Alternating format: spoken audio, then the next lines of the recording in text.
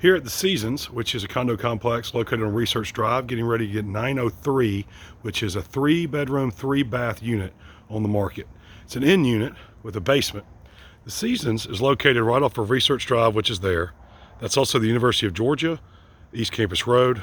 This is College Station, running up to the UGA Vet School. As you can see, it's an in unit. It's one of the larger ones you're going to find here because it has 3 full bedrooms and 3.5 baths. We're going to give you a quick little glimpse inside.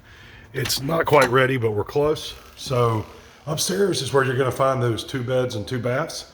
Down here you get a lot of living space with a half bath. And then downstairs on the basement level is where all this extra square footage is, giving it almost 2,400 plus square feet. Lots of living space as I back into a dining area. You see how great that kitchen space is.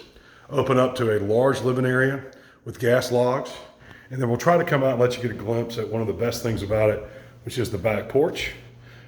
Backing up on the end unit to this wooded area and where you can actually hear the creek.